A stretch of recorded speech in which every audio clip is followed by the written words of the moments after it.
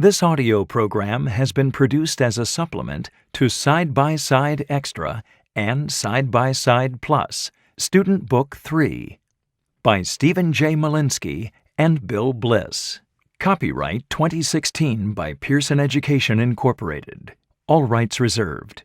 The use of this audio program for the purposes of copying, transforming, or adapting in any manner, in whole or in part, is strictly prohibited without prior consent of Pearson Education.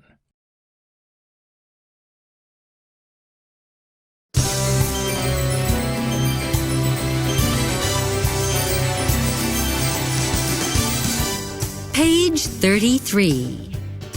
Side by Side Gazette.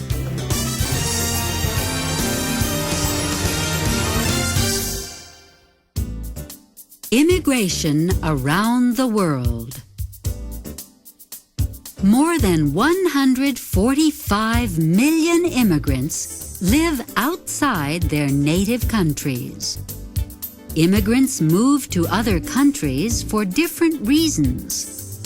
Some people move because of war, political or economic problems, or natural disasters such as earthquakes and floods. Some immigrants move to be with family members, to marry, or to find better living conditions. Where are immigrants moving from? And what countries are they moving to? One of the largest immigration flows is from Latin America and Asia to the United States. Another immigrant flow is from Eastern Europe, the former Soviet republics, and North Africa to Western Europe. Many immigrants also move from Africa and Asia to the Middle East. In countries such as Saudi Arabia, 90% of the total population is now foreign-born. When immigrants arrive in a new country, they often live in urban neighborhoods. As a result of immigration, many city neighborhoods change. Immigrants open new stores, restaurants, and other businesses. For example, the historic Esquilino neighborhood in Rome is now the home of a large number of Chinese immigrants. There are also many new immigrants from Albania, Moldova, Bulgaria, and Ukraine. In some schools in Athens, 50% of the children are foreign-born. Los Angeles and New York are two cities in the United States with very large immigrant populations. In Los Angeles, 37% of the population is foreign-born, and children in the public schools speak 82 different languages. In New York, 40% of the population is foreign-born, and children speak 140 different languages in the schools.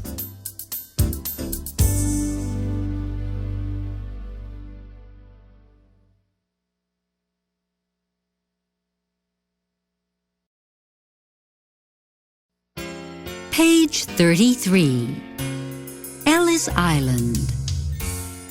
Ellis Island was an immigration center on an island in the harbor of New York City. Between 1892 and 1954, 12 million immigrants passed through Ellis Island.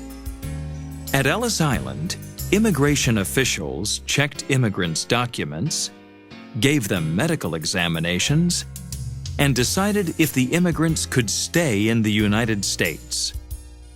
Most immigrants came from Italy, Russia, Hungary, Austria, Austria-Hungary, Germany, England, and Ireland.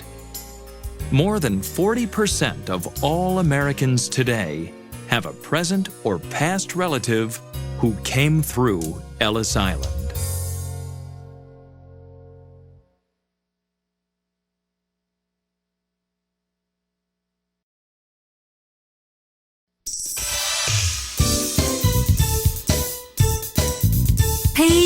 P.34 Interview.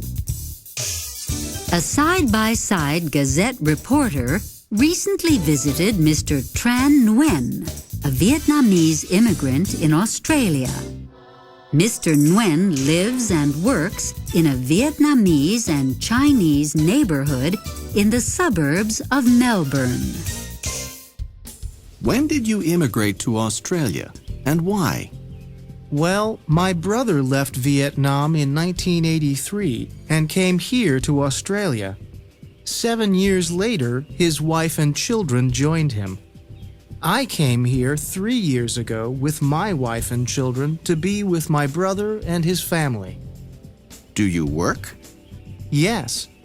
I work 7 days a week in my brother's restaurant, and I go to English classes at night. What did you do in Vietnam? I was a teacher. I taught mathematics. I want to be a teacher here someday, but first I want to send my children to college. What do you miss most about Vietnam? I miss my community and my friends. In Vietnam, people took care of each other. It's not the same here. Everyone here works very hard. People are very busy. They don't have much time to spend with friends. What do you like about your life here? We have many opportunities. My wife and I both have good jobs, and my son and daughter will go to college someday. I think we will have a very good future here, and we're very grateful.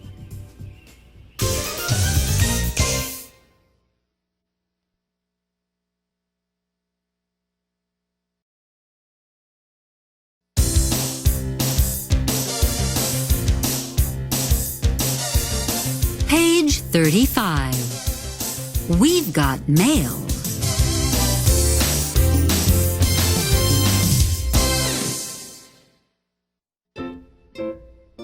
Dear Side by Side, I have a question about tenses in English. Sometimes I hear people use the present tense when they are talking about the future. For example, I was watching a TV program in English yesterday, and I heard a man say, "I'm flying to London tomorrow. My plane leaves at 9:30. But if a man is talking about tomorrow, shouldn't he use the future tense? I think the correct way to say this is, "I'm going to fly to London tomorrow. My plane will leave at 9:30. Did the man on the TV program make a mistake? Sincerely, Tense About the Future.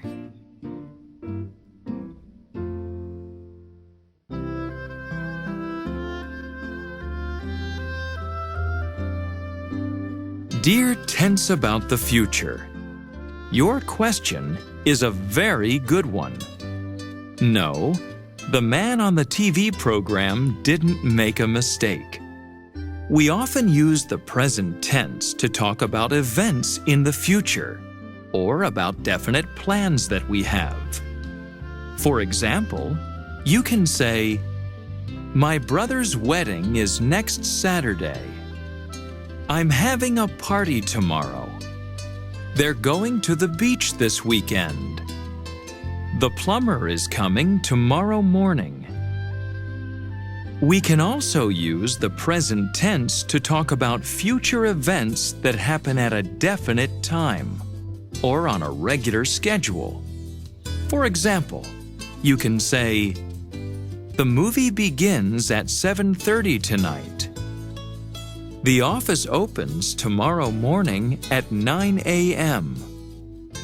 The train arrives at 6:15. The store closes tonight at 10 p.m. So, you don't need to be tense about the future. You can use both the present and the future tenses to talk about future time. We hope this answers your question.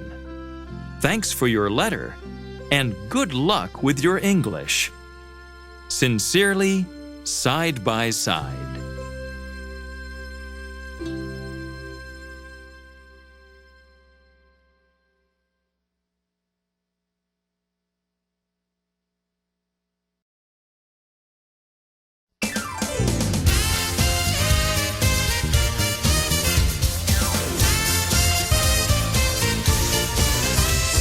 Page 35. Listening. You have 5 messages. Listen to the messages on Dave's machine. Match the messages. You have 5 messages. Message number 1. Hi, Dave. It's Sarah. Thanks for the invitation, but I can't come to your party tomorrow. I'll be taking my uncle to the hospital. Maybe next time. Message number 2. Hello, Dave. It's Bob. I'm sorry that my wife and I won't be able to come to your party tomorrow. We'll be attending a wedding out of town. I hope it's a great party. Have fun. Message number 3. Dave, it's Paula. How's it going? I got your message about the party tomorrow. Unfortunately, I won't be able to go. I'll be studying all weekend. Talk to you soon. Message number 4. Hi, Dave. It's Joe. Thanks for the invitation to your party. I'll be visiting my parents in New York City, so I'm afraid I won't be around. I'll call you when I get back.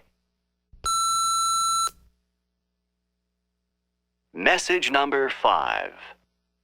Hello, Dave. It's Carla. Thanks for the invitation to your party. I don't have anything to do tomorrow night, so I'll definitely be there. I'm really looking forward to it. See you tomorrow.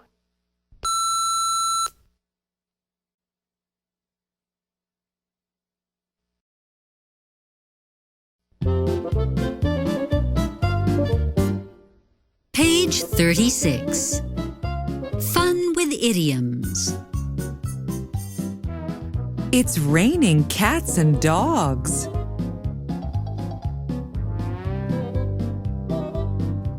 What's cooking?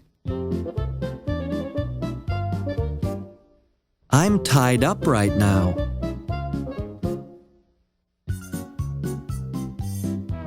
I'll give you a ring tomorrow.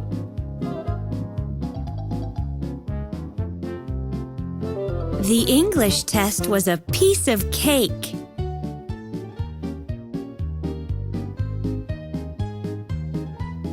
The English test was no picnic.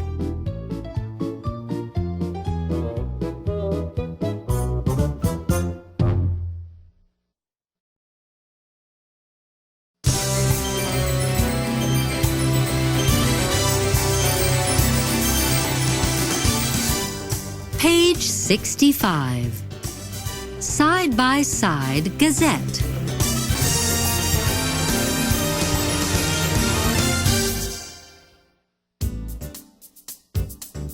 "24/7. 24 hours a day, 7 days a week."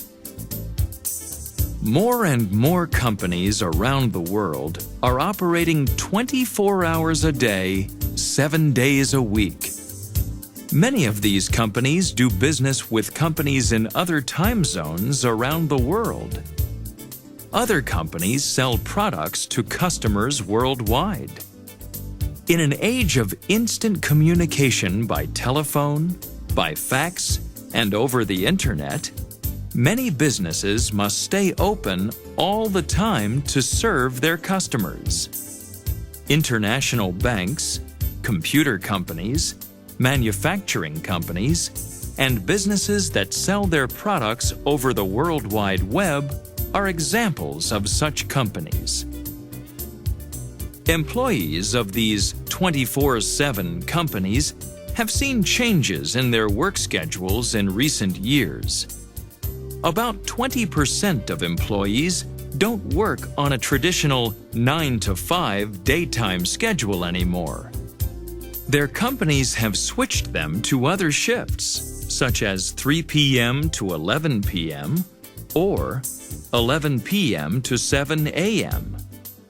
In the past, many factory workers, doctors and nurses, police, firefighters, and others had these shifts.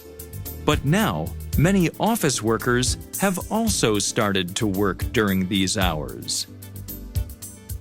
Many local businesses have adjusted their hours to serve the employees of these companies.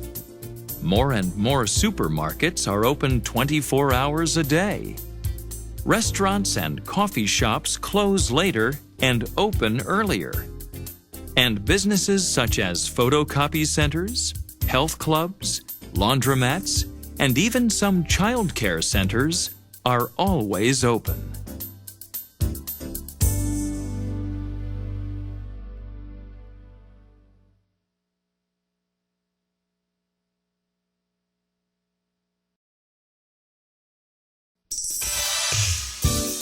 Page 66. Interview. Mr. and Mrs. Roberto Souza have 2 children, ages 2 and 4. Mr. Souza works the day shift at a manufacturing company, and Mrs. Souza works at night in an office. Their lives are certainly busy. Mr. Souza, can you describe your typical day? I get up at 5:30 a.m. I take a shower, eat breakfast, and make my lunch. Sometimes I do some laundry before I go to work. I leave the house at 6:30 a.m. Is anyone in your house awake when you leave? No, everyone is still asleep. I work from 7 a.m. until 3 p.m. After work, I pick up my kids at their grandmother's apartment. Usually we go food shopping, and then we go home to make dinner. My wife has already left for work. I play with the kids, we eat dinner, and then I put the kids to bed. I'm normally asleep by 10 p.m. And Mrs. Souza, what about your day? The kids and I get up at 7 o'clock. We eat breakfast, and then they play while I do some housework. Sometimes we go to the park, or we visit family or friends. Other times we go shopping. I take the kids to my mother's apartment at 2 p.m., and I'm at work by 3 p.m. I come home at 11:30 p.m. That's my day. It sounds exhausting. When do you have time to see your husband? Sometimes he waits for me to come home, but usually he has already gone to bed. Believe it or not, we really see each other only on the weekends. Mr. Souza, what's the most difficult thing about your work schedule? Communication. We leave each other notes and messages about bills, shopping, doctor's appointments, and everything else. And tell me, Mrs. Souza, is there anything good about these work schedules? Yes. The children are always with a parent or a grandparent. They don't have to go to daycare, which is expensive. We know these schedules won't last forever. When the children are both in school, maybe we can each have a daytime job. I hope so.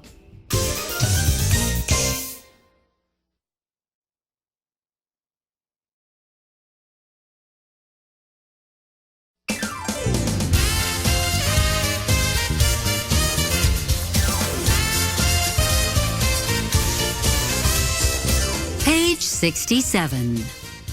Listening. Office voicemail. Listen Listen to the voicemail messages between Gloria Rivera and her office assistant, Sam. Has Sam done the things on Ms. Rivera's list? Check yes or no. You have one message. Tuesday, 8:15 a.m. Hello, Sam. This is Ms. Rivera. I'll be out of the office all day today. I'm not feeling well. Here's a list of things you'll need to do while I'm not here. First, please write a note to Mrs. Wilson and tell her I'm sick. Then, please call Mr. Chen and change the time of our appointment. Also, send an email to everybody in the office and tell them about next week's meeting. Don't forget to speak to the custodian about my broken desk lamp. I hope he can fix it. Let's see. I know there are a few more things. Oh, yes. Please make a list of all the employees and give it to Ms. Baxter. She asked me for the list last week. Okay, Sam. I think that's everything. Oh, one more thing. Please take the package on my desk to the post office if you have time. And that's it. Thanks, Sam. I'll see you tomorrow morning. You have reached the voicemail box of Gloria Rivera. Please leave a message after the tone. Ms. Rivera, this is Sam. I'm sorry you aren't feeling well. I hope you feel better tomorrow. I'm calling to tell you what I've done today and what I haven't done yet. It's been very busy here, so I haven't had time to do everything. I wrote a note to Mrs. Wilson. I called Mr. Chen and changed the time of your appointment. I also sent the email about next week's meeting. I haven't spoken to the custodian. He's been sick all week. I made a list of all the employees, but I haven't given it to Ms. Baxter yet. I'll give it to her early tomorrow morning. Finally, I haven't taken the package to the post office yet. I haven't had time. I'm going to take it to the post office on my way home. Again, I hope you're feeling better. I'll see you in the morning.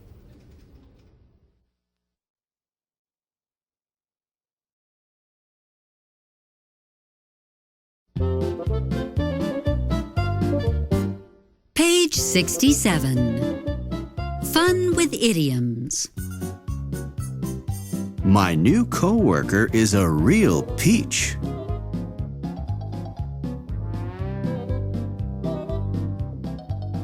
She's the top banana in our company.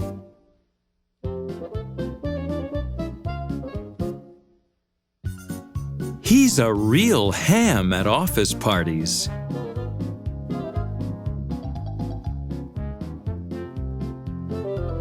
He's a couch potato.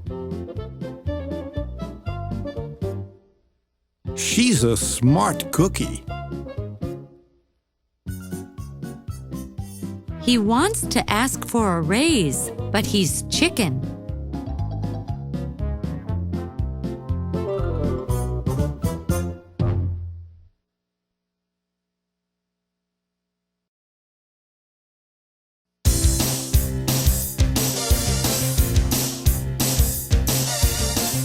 Page 68.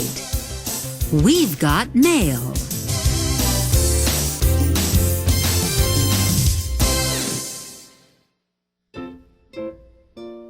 Dear Side by Side, we are students in Mr. Smith's class at the English Language Center, and we are very confused. We just don't understand the present perfect tense. We don't have this tense in our languages. We don't know when to use it, and we really don't like all these past participles, such as given and driven. Why do we need this tense anyway? Why can't we just use the tenses we already know? sincerely, perfectly happy with the present and the past.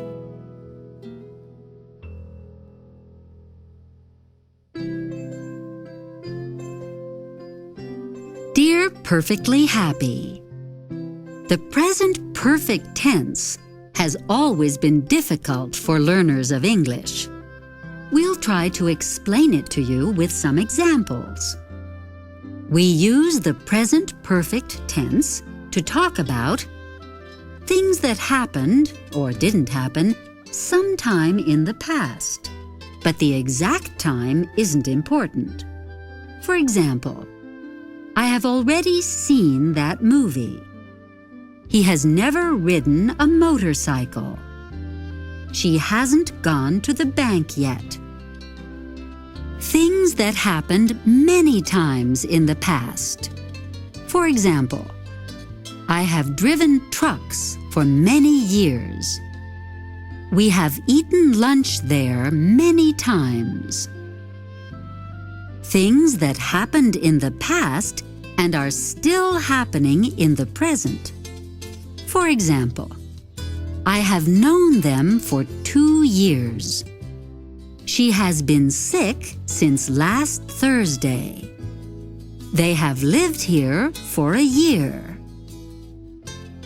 It's interesting how different languages express time in different ways, and we can understand why this tense is difficult for you. In your languages, you might say, I live here since last year.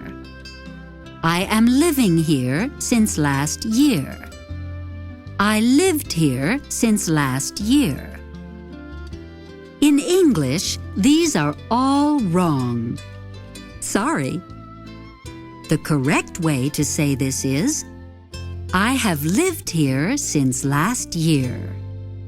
This means I lived here before and I still live here now. So that's why we need the present perfect tense in English. Thanks for your question, and good luck. Sincerely, Side by Side.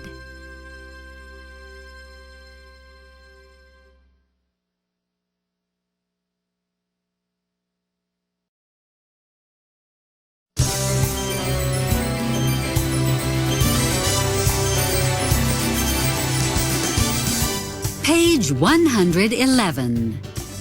Side by Side Gazette.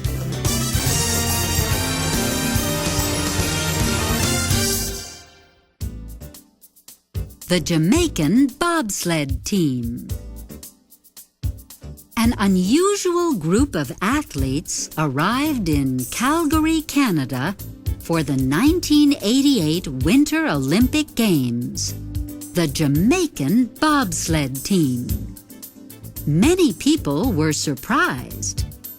How could the Caribbean island of Jamaica have a bobsled team? Jamaica doesn't have any snow. The Jamaican athletes had never competed in the Winter Olympics before. In fact, most of them hadn't ever been on a bobsled or seen snow before they began to prepare for the Olympics. But by the time the team members arrived in Calgary, they had trained hard for their first Olympic event.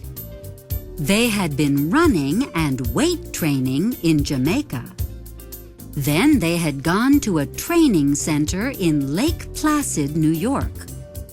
Unfortunately, they had poor equipment and their bobsled crashed a lot during training. They didn't do well in the Olympics. Most people were sure they had seen the Jamaican bobsled team for the first and last time. But the team didn't give up. They had lost, but they had been in the Olympics, and they wanted to go back and compete again. The team went to a special training center in Germany. They trained there 4 to 8 hours a day. By the time these athletes arrived at the 1994 Olympic Winter Games in Norway, they had become a much stronger bobsled team. They had practiced for years. They were also very famous because a movie about the team, Cool Runnings, had been in theaters around the world the year before. At the 1994 Games, the team came in 14th in the 4-person bobsled event, and they placed 10th in the 2-person event. The team had done the impossible. They had competed well in the Olympics, and they had won the hearts of fans around the world.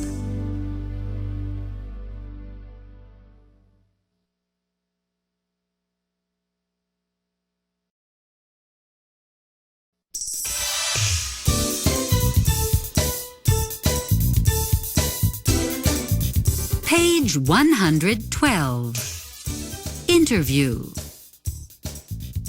A side-by-side Gazette reporter interviewed Olga Petrova last week.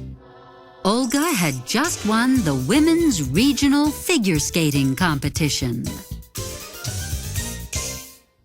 Olga, I'm sure you're very happy about today's competition. Oh, yes, I'm very happy. You know, I had been preparing for this day for a long time. How had you been preparing? In the months before the competition, I had been training with my coach 10 hours a day. I had been getting up early, and I had been practicing my routines over and over again. When did you first know you wanted to compete as a skater? I began to skate back in Russia when I was 4 years old. By the time I was 7, I had already skated in many competitions, and I had won several medals. We moved here when I was 10, and I began to take lessons at a skating program in our city. By the time I was 11, I had finished all the levels of this program. My parents found a professional coach, Mr. Gary Abrams, and I've been training with him ever since. Now that you have won this regional competition, what's next? The national competition. It's in 3 months. I have to work very hard to prepare for that. My dream is to be in the Olympics next winter. I must do very well in the nationals. Good luck, Olga. We'll see you in the Olympics. Oh, I hope so.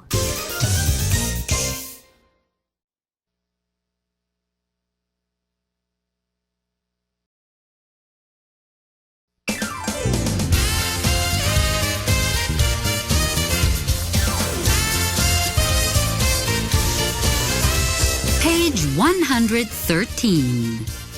Listening. Olympic Game Highlights.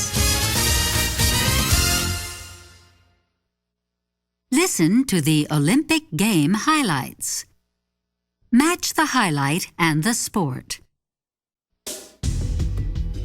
And now, sports fans, let's finish today's program with highlights of the Olympic Games.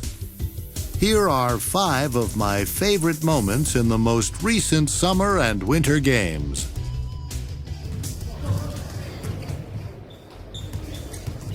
There are 3 seconds left in the game. Number 38 gets ready to shoot again.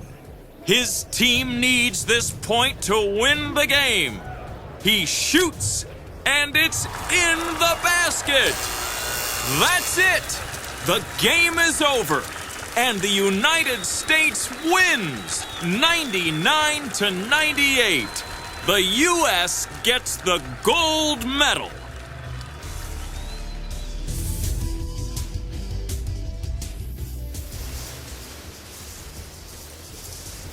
Kirshner is still in front. But wait! Look at Tanaka in the next lane. What speed!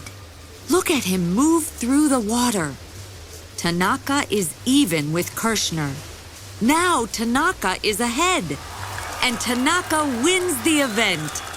Japan wins the gold medal. Germany gets the silver. And Hungary gets the bronze.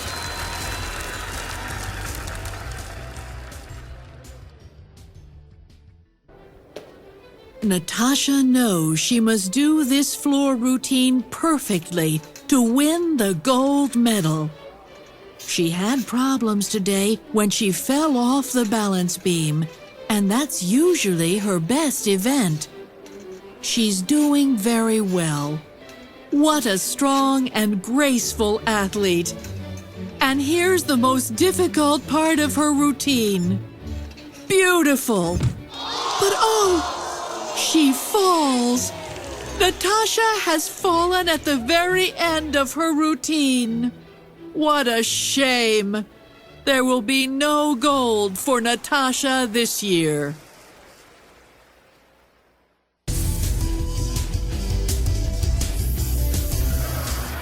What a race! Anderson is still in first place, and Sanchez is right behind him in second place. Look at Sanchez run. He's moving ahead of Anderson. The lead has changed. Sanchez is now in front. He crosses the finish line. Sanchez wins with a time of 2 hours, 10 minutes, and 11 seconds. So Mexico wins the gold, Canada gets the silver, and France gets the bronze.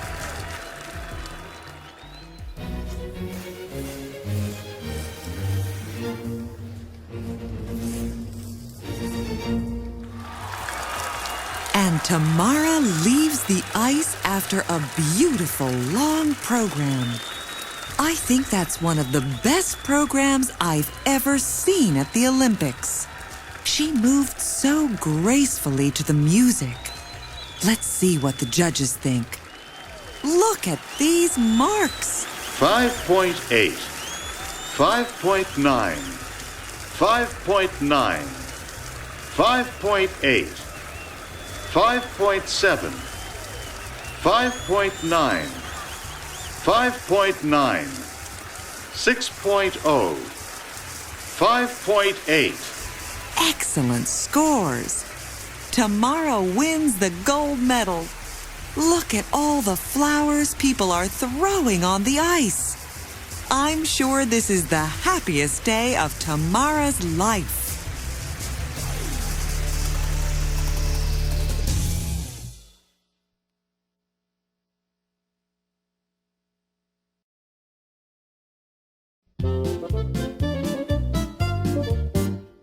Page 113. Fun with idioms. Break a leg. Hold your tongue. Keep your chin up. Keep your eye on the ball. Put your best foot forward.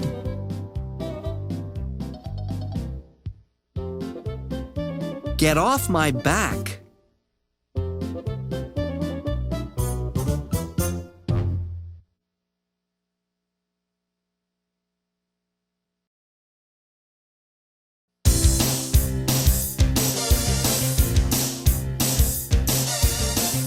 Page 114. We've got mail.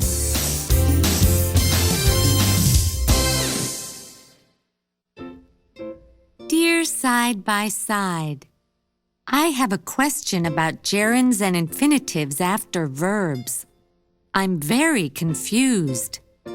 I know that after some verbs, I must use a gerund, such as practice swimming and consider buying. After other verbs, I must use an infinitive, such as learn to swim and decide to buy. And finally, I know that after some verbs, I can use either a gerund or an infinitive, such as like to swim and like swimming. Are there any rules that will tell me what to do with different verbs? Sincerely, worrying about the rules.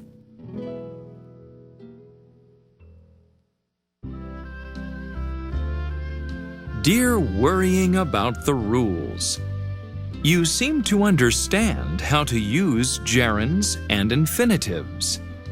Unfortunately, we're sorry to tell you that there aren't any rules about what to do with different verbs. You just have to learn about each verb. Keep on practicing gerunds and infinitives, and stop worrying about the rules. Using these verbs is a lot better than thinking about them too much. Good luck. Sincerely, Side by Side.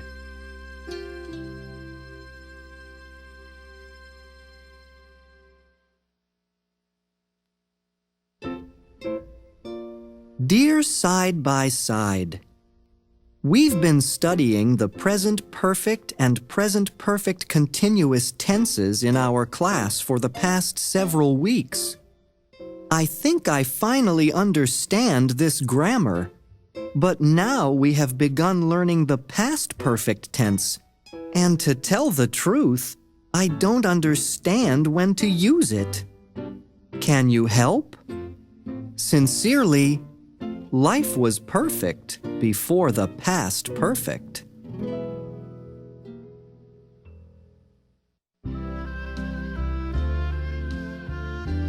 Dear Life was perfect. We understand your problem because we use both the present perfect and past perfect tenses to talk about things that happened in the past. Here's the difference. We use the present perfect tense to talk about things that happened before now. For example, I don't want to see that movie today. I have already seen it. We use the past perfect tense to talk about things that happened before another time in the past. For example, I didn't want to see that movie yesterday. I had already seen it.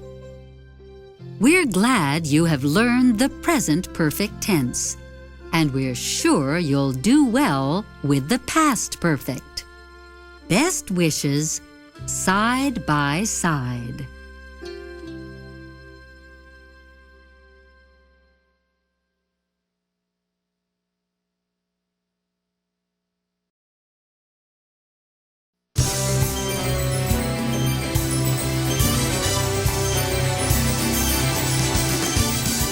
Page 145.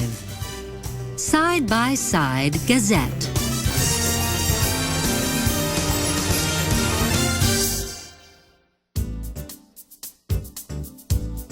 From matchmakers to dating services. Marriage traditions and customs are very different around the world. In many cultures, young people meet at school, at work, or in other places. They decide to go out together.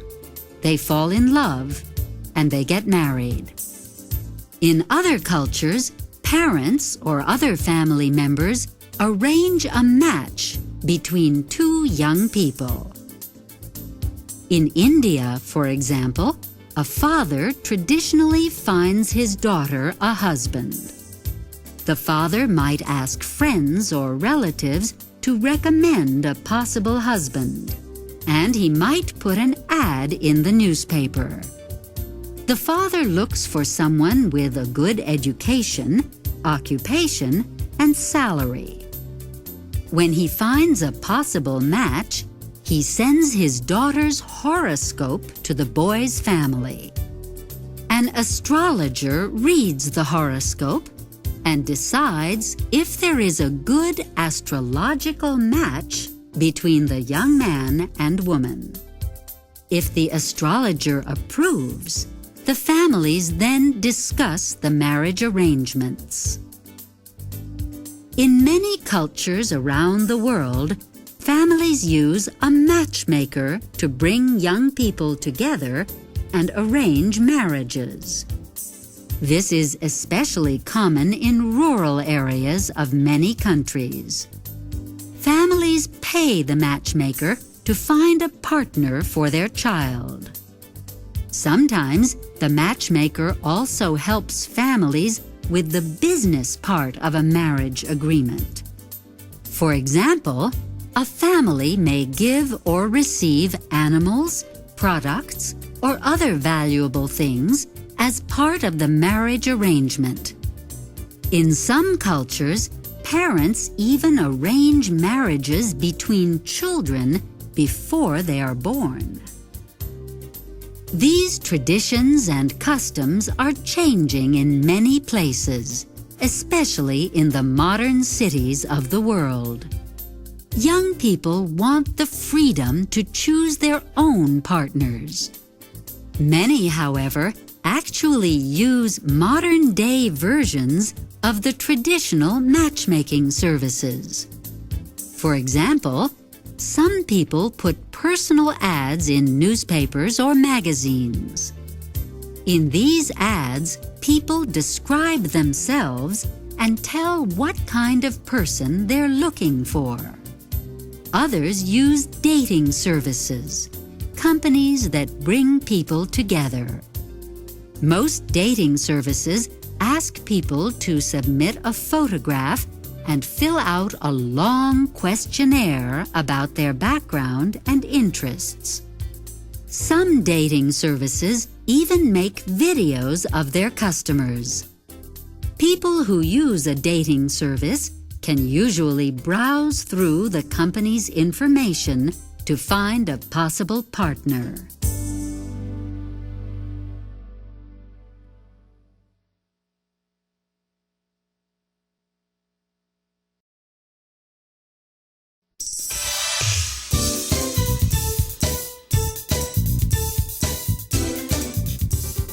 Page 147.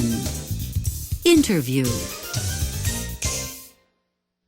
A side-by-side Gazette reporter spoke with several young couples. How did you meet? We met in college. We met at work.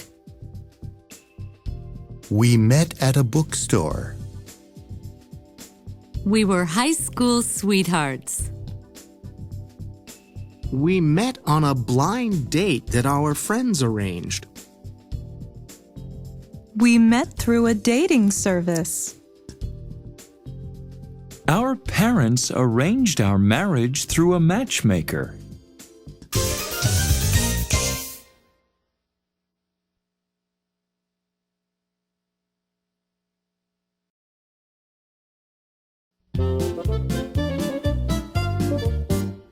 Page 147.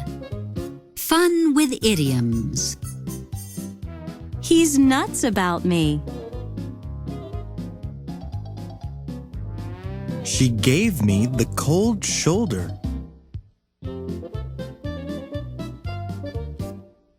I fell for him the moment I met him.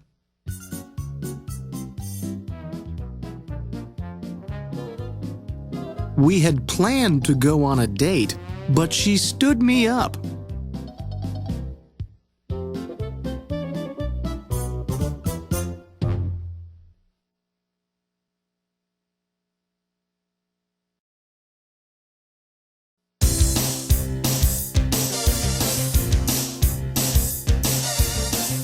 Page 148. We've got mail.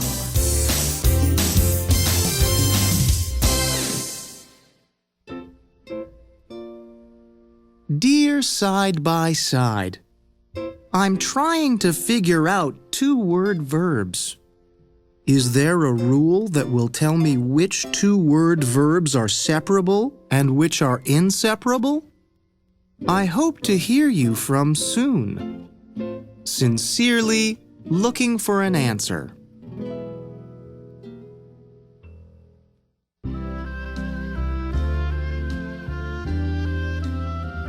Dear looking for an answer. We're sorry to tell you that there isn't a rule for this. You need to learn about each verb separately. Here's a suggestion. On a piece of paper, make 2 lists. Write down separable 2-word verbs in one list and inseparable 2-word verbs in the other. Then, look up the words on your lists when you can't remember them. By the way, we've circled some words in the last sentence of your letter because hear from is an inseparable 2-word verb. The correct way to say this is, I hope to hear from you soon. Thanks for writing, and good luck with 2-word verbs. Sincerely, Side by Side.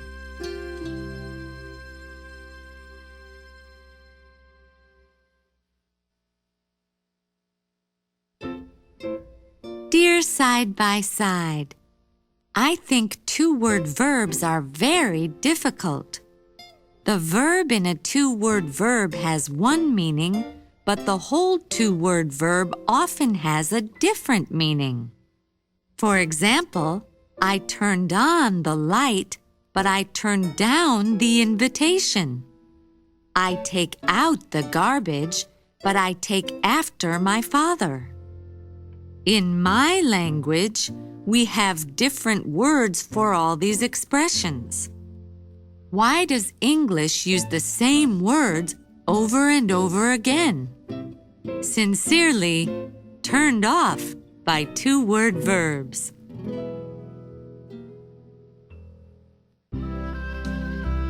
Dear Turned Off, we're sorry to hear you're unhappy. 2-word verbs are very common in everyday English. We actually have special words for many of these meanings, but these words are more formal. For example, you can say, I declined the invitation, and I resemble my father. Most English speakers, however, prefer to use informal language, so they use lots of 2-word verbs. With time, we're sure you'll get over this problem with 2-word verbs. Thanks for your question. Sincerely, Side by Side.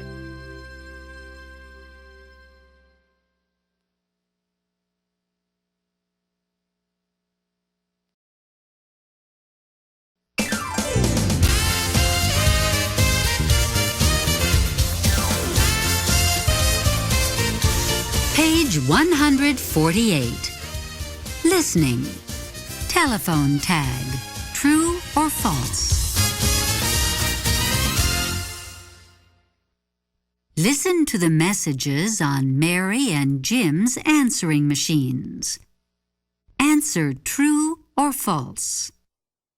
Monday, 6:15 p.m. Hi, Mary. It's Jim. Are you by any chance interested in going to a jazz concert this Friday night? Please call me and let me know. Talk to you later. Monday, 9:13 p.m. Hi, Jim. It's Mary. I'm returning your call. Thanks for the invitation. I know you like jazz, and I do too. And I'd really like to go to the concert with you, but I have to work this Friday night. Do you want to play tennis on Saturday afternoon? Let me know. Bye. Tuesday, 3:40 p.m. Hi, Mary. It's Jim. I'm sorry I missed your call last night. I was at the laundromat and I got home very late. I'm free on Saturday, but unfortunately, I really don't like to play tennis. Actually, I'm a very bad tennis player. Do you want to go to the ballet with me on Saturday night? Let me know, and I'll order tickets. Talk to you soon. Wednesday, 5:50 p.m. Hi, Jim. It's Mary. I got your message. Believe it or not, I've already gone to the ballet this week. I went with my sister last night. I have an idea. Let's see the new Steven Spielberg movie. I hear that it's great. Call and let me know. Thursday, 6:30 p.m. Hi, Mary. It's Jim. Sorry I missed your call again. I guess we're playing telephone tag. The movie sounds great. I haven't seen it yet. Do you want to have dinner before the movie? There's a wonderful new Italian restaurant downtown. Let me know. Bye. Friday, 5:17 p.m. Hi, Jim. Guess who? You won't believe it. I just found out that I have to work this Saturday night. It's a shame because I really wanted to see that movie. I'm not busy on Sunday. Are you free on Sunday afternoon? Let me know. By the way, I don't really like Italian food very much.